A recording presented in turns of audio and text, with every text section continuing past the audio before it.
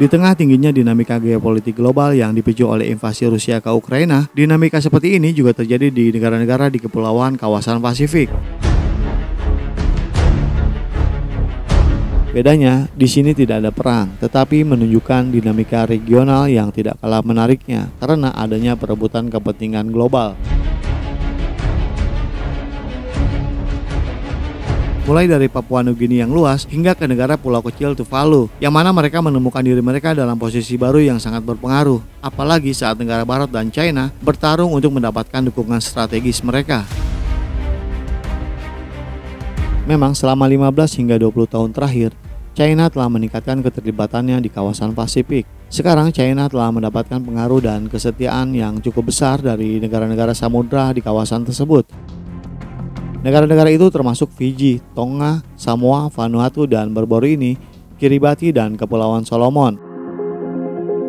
Negara-negara Kepulauan Pasifik juga menyambut baik inisiatif infrastruktur dan pinjaman lunak dari China. Pasalnya, seringkali China memberikan persyaratan yang dianggap lebih menguntungkan daripada secara historis yang diberikan oleh negara lain seperti Barat contohnya. Tidak seperti Amerika Serikat dan Australia, atau badan-badan internasional termasuk Bank Dunia dan Bank Pembangunan Asia, Beijing biasanya tidak mengaitkan bantuannya dengan reformasi ekonomi dan pemerintahan.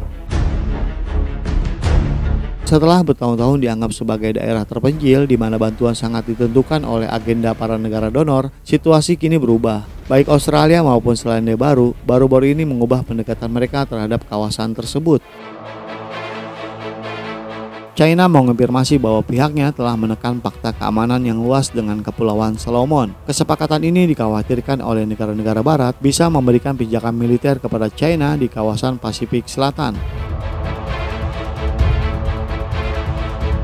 Versi draft dari kesepakatan itu yang bocor pada bulan lalu membuat terkejut seluruh kawasan atas ketentuan di dalamnya yang memungkinkan pengerahan keamanan dan angkatan laut China ke negara kepulauan di Pasifik yang sedang dilanda krisis.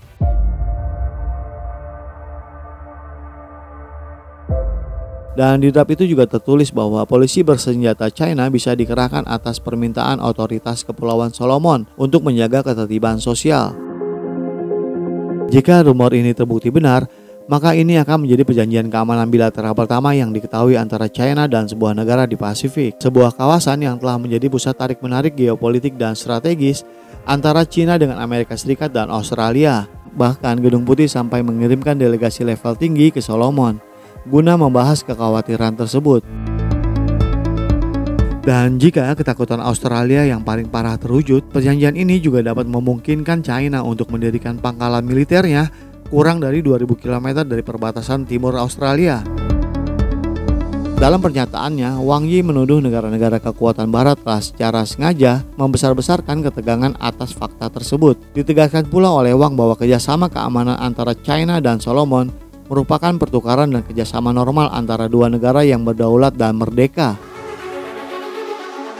Bagaimana menurut pendapat Anda? Silahkan berikan komentar Anda di kolom komentar kami. Terima kasih dan sampai jumpa di episode selanjutnya.